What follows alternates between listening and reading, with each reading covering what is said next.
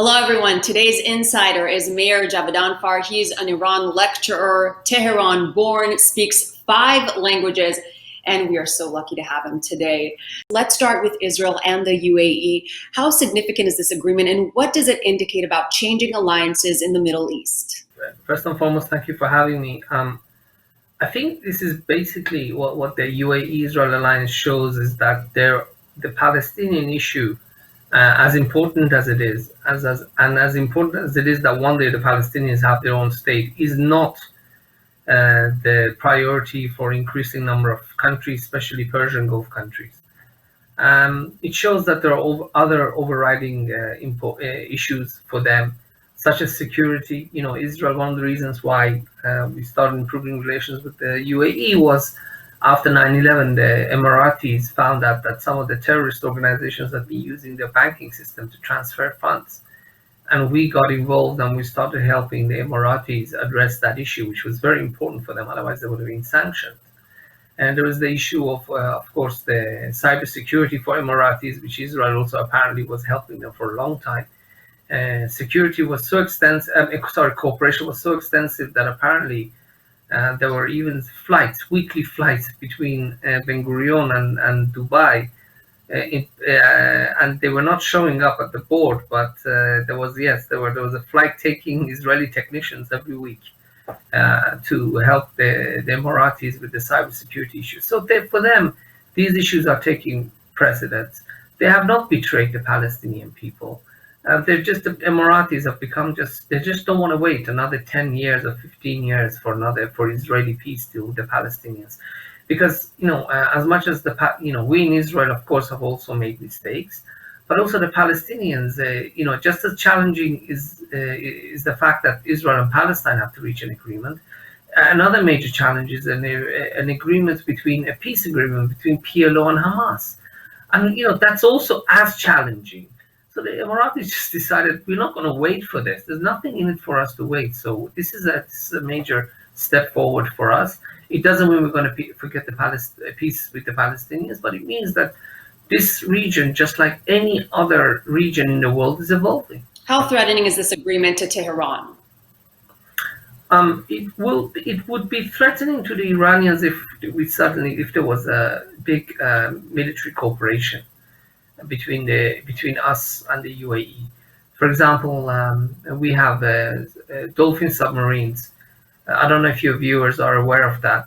We have Dolphin submarines that can travel, according to foreign news reports, up to the Indian Ocean. And we got 6 of those. 3 of them we got for free, and 3 of them we got for half price after the state of Israel found out that West German companies were helping Saddam Hussein with his chemical weapons program. So, it's bad enough that the Nazis gassed us. We were finding out that the West German companies were providing chemical weapon capabilities to the Iraqis. So, Israel, we got a good deal from them.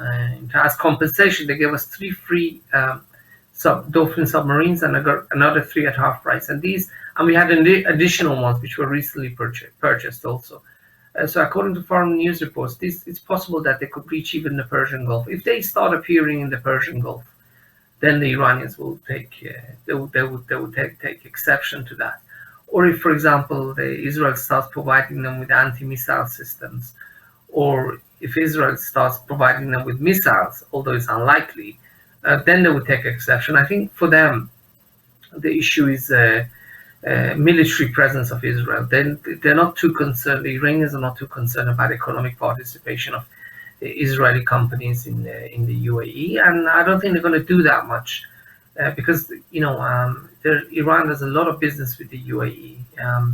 It's an important business partner for many Iranian companies and for many Iranians. So, as one respected Iranian economist, Said Leilas, said, we're not going to cut the branch that we're sitting on.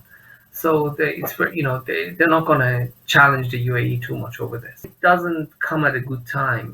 We have to remember that recently there was a massive explosion in Beirut, and Hezbollah is under increasing pressure. So on the one hand, they are under increasing pressure in Lebanon. Then we have to add the fact that the Syrians are Assad is under unprecedented economic pressure. and the Iranians can't do much because they're also under sanctions. I mean, things got so bad. Assad is under so much pressure that he recently fainted during a public speech in Damascus. So the situation is not good for Iran. So when you add to this picture Israel making peace with having diplomatic relations with the UAE, of course they're not going to like it. The Israeli flag flying on another in a country that neighbors in the Iran and the Persian Gulf. This is a slap in the face for all of those in Iran who have been calling for the elimination of the state of Israel. But I have to say that the majority of the people of Iran, they have other priorities. Other priorities, you mentioned on Twitter, a lot of domestic issues that matter to them much more. Of course, you have the problem of COVID, which is raging in Iran. I'm very sorry to say it. Iranian Israelis, we are very connected to Iranian culture, to the country of Iran, to the people of Iran. My generation, we didn't see anti-Semitism, especially those brought up in Tehran. We were very close to our Muslim neighbors. I was practically raised by our Muslim neighbors. I used to come home, and my parents had a pharmacy, and in the evenings I had nobody. My brother wasn't born till I was 9 years old. So for many years I used to go to our Muslim neighbors in the evening and just spend the evening with them, and I never felt any anti-Semitism. So we are very close to them, and we are very sad and disturbed by the deteriorating situation in Iran. COVID, economic sanctions, of course, has had an impact, but mismanagement, corruption, there's a lot of lawlessness. It's very interesting for a country, for a regime that stops a woman and sometimes humiliates her for not wearing a hijab properly. The regime has been letting a lot of disgusting men get away with sexual harassment because there are not many laws regarding sexual harassment in Iran. And now on Twitter, as we speak, there's a huge campaign of the hashtag #MeToo that's coming out. A lot of people are speaking out. So, these are the priorities. People of Iran, of course, they want their country to be a superpower. Who doesn't? But, when you have so many problems at home, and when the regime is placing so much focus on external issues and not on internal issues, then, of course, people are more interested in issues that are closer at home and affects them the most. Are you seeing other reactions towards the Israel-UAE agreement? Maybe some hope that one day Iran can be in a different position. Are you hearing these voices? To be honest with you, people are too busy, with surviving in Iran. We hear, for example, Maeli Cohen, who is the former coach of Iran, and he's a former Ahmadinejad supporter. He supported Ahmadinejad during his 2005 election campaign, the first term Ahmadinejad served. He said recently, look, we can't be part of the UN without recognizing a UN country, without saying name. He meant Israel, and it's come under attack. To be honest with you, look, I think majority of the people of Iran are sick to death of their country paying such a high price for the issue of Palestine. I'm sure they would support the Palestinians, and they want to. They want to see peace between Israel and Palestine, and I'm sure that quite a few of them maybe even are against the issue of the settlements. Okay, but why should Iran be the country that's paying the most price in terms of isolation in the international community? Why should Iran be the only country which has a supreme leader that hates Israel so much that he denies the Holocaust? There are Arab countries that don't pay as much a price. There are even Palestinians. Iranians say, look, hang on, Palestinians do business with Israel, for God's sake. So why are we boycotting it? So I think they are repulsed by the aggressive nature of the regime towards this issue. And I think majority of Iranians, in my view, the way it seems to me, and I strongly believe in this, they want to have relations with both Israel and Palestine, to have both relations with Russia and the United States, because they believe that having diplomatic relations gives Iran a better position to leverage it for the benefit of the people of Iran. And so they see the Iranian regime's anti-Israel policy as isolationist. It's making Iran isolated, and people don't want that. Also, there's a lot of corruption I mean, the Iranian regime says it gives money to Hezbollah and Hamas. I believe them. But who oversees this money? How do we know that the Iranian regime officials are not siphoning off it? So I think that's another issue, that corruption also. But overall, I say the more the regime is delegitimized because of its corruption, cruelty, and mismanagement, the more its policies are delegitimized. And one policy is the Israel policy of the regime. But you mentioned the Palestinian as kind of a driving force for Iran's aggression against Israel. But it's not only that. I mean, what is it that we can learn about maybe changing dynamics in the entire region with this new alliance, and how Iran is being further isolated? Look, in this region, Michal, we've been exploited by foreign colonialists, not the state of Israel. Well, actually, the state of Israel, your viewers should know that while we were fighting Jordan initially in '48, the Royal Air Force was supporting the Jordanians to the point that they were flying over our airspace, and we shot down a country that was barely born with a barely scrapped together fighter Air Force. We shot down 3 RAF planes and they stopped. So, we drove out the British, but other countries in this region have been exploited badly by foreign powers. Let's admit it, it's the truth.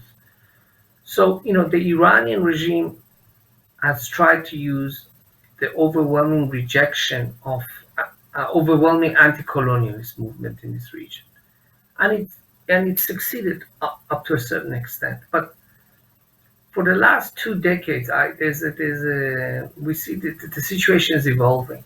People say, yes, colonialists are bad. Those who come and occupy our countries, the Americans or the British or whoever, like they were doing in Iraq, that's bad. Okay, we have to be against it.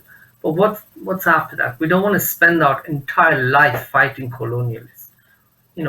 We want to send our kids to school, all the different things that we all want. But because of this, there's an application called Telegram, which it's an incredible application. In Iran, there are 80 million people, and there are 40 million Telegram users. And there's also in other parts of the Middle East, there are other applications such as Instagram. People see that people in other countries have a much better lifestyle than them. So they say, okay, well, how has a anti-colonialist focused foreign policy served my interest? It hasn't.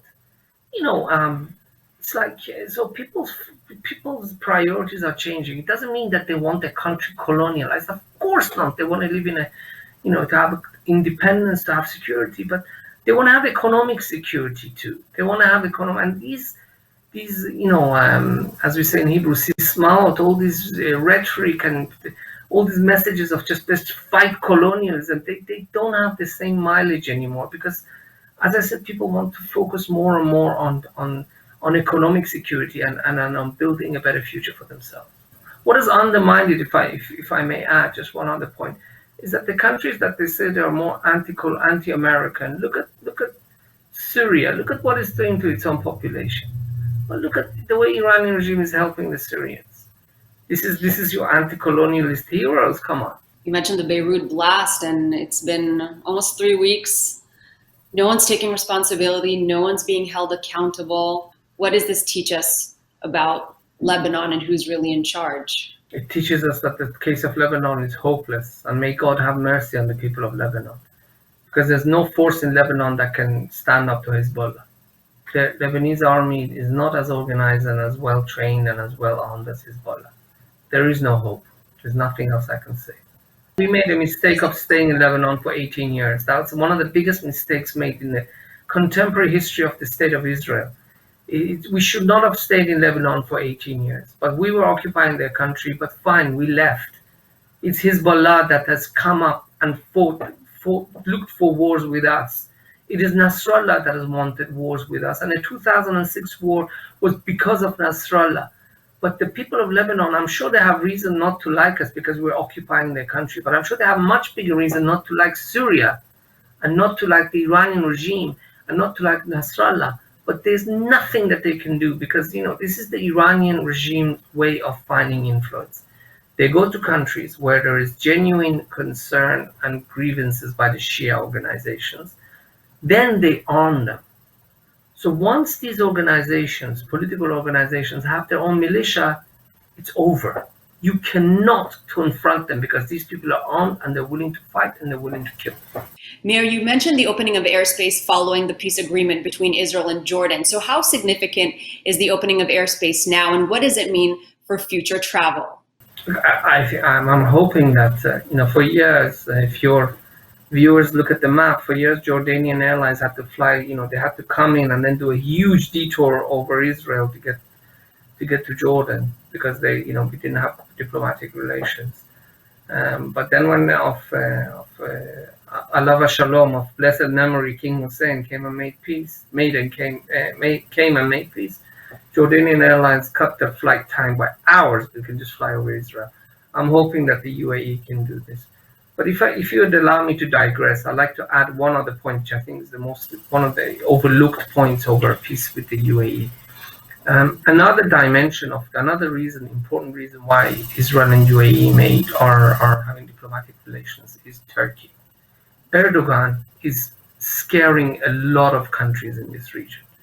Erdogan is, as sad as it is what he's doing to his own people, he is a formidable enemy. According to the Sunday Times recently, the head of the Mossad told the heads of intelligence of Jordan and Saudi Arabia and other countries that Erdogan is even a bigger threat to the region because Iran's power is fragile, because of its mostly oil-related, oil-based economy in terms of exports.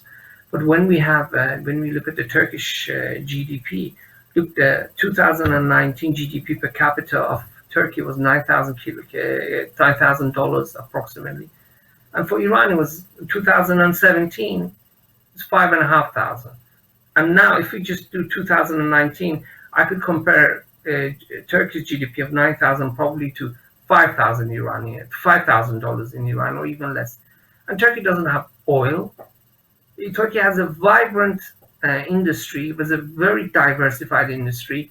It is a member of NATO. It has, unlike Iran, it has good relations with the US. It has relations with the US. It has relations with Russia. This is a powerful country. They are very talented people. They are natural, allies. It pains me to see what has happened to Israel and Turkey, but I have to deal with reality here. And this is the issue. And the UAE and the Saudis and the Persian Gulf countries, they are very, very concerned about Erdogan, the way he's forming an alliance with the Pakistanis, the way he's projecting force in Libya, where the UAE is confronting him over there. He's now entering the Yemeni issue. This is an issue, and he will be a formidable enemy for numerous countries in this region. And I think that's another reason why that was a catalyst in terms of us developing our relations with the UAE. And this must be so surprising for so many Israelis, because Israeli Prime Minister Netanyahu has really made his life's mission to expose Iran for being a threat to regional and world security. Look, first of all, that's one thing I love about in Israel, listening to these former or current security officials. They don't bite their tongue when it comes to giving an assessment. Many of them don't care if it's Likud or they just tell it as it is. You put your political colorings afterwards. They give you the raw facts, which is one thing why I love listening to them. Yes, he's not saying Iran is not a danger, the Iranian regime. I will say the Iranian regime because I don't want to put the people of Iran in the same boat. The Iranian regime is a danger, but if you're looking further ahead, the Iranian regime has not been able to diversify the economy. It's for exports, it's mainly oil. It's embarrassing. Iran has such talented people that still relies mainly on oil. But the Turks, they have a vast diversified economy, and yes, this does make them. They used to make F-16s on the license. They make tanks. They are now really getting to the issue of UAVs, unmanned air vehicles. They are players in Syria. This is something that you can't ignore. And recently, they've announced that they found a big gas field in the Black Sea. Now, I don't know how much of it can be extracted. That's just announcing we have gas is not enough. But still, this is a country that it's increasing its strength, and unfortunately, it has a very, very aggressive foreign policy. Look, for years in Israel, we tried to stay away from Greece because it used to have the most anti-Semitic, I'm not talking anti-Israel, the most vehemently, disgustingly anti-Semitic press. And we were close with the Turks, and now the tables have turned. I'm very happy that we are friends with Greece, don't get me wrong. They're wonderful people, it's a wonderful country, they've changed a lot. But what Erdogan has done to his country in terms of the aggressive policy, not only it has broke the bond between us and Turkey, it is taking Turkey to a very, very bad place. Just this past week, the U.S. tried to reimpose UN sanctions on Iran, failed to do so. Why do you think they're having such a hard time garnering that support publicly? It seems like one thing is being said behind closed doors, but then come money time, they just aren't able to get that support. Because Mr. Trump walked out of the Iranian nuclear deal. I mean, what was he thinking? You can't be outside the Iranian deal to leave the Iran nuclear deal and then invoke clauses of the Iran nuclear deal to impose sanctions against Iran. You got to be part of the deal in order to use the benefits that it gave you. This is one of the reasons why I was against Trump walking out of the Iran nuclear deal. Because now he's forfeited that right. He has forfeited that right. It's the US that, because of its own actions, has isolated itself, not because of Iranian diplomatic activity. It's unfortunate. This was an own goal by President Trump. As much as I don't want the Iranian regime to have a nuclear weapon, the way he did it, this was wrong. President Obama worked with the international community. He worked with the Russians and the Chinese. But now, by walking away, he can't impose those new sanctions. Meir Javedanfar, thanks so much for joining us today. It's always a pleasure to hear your insight.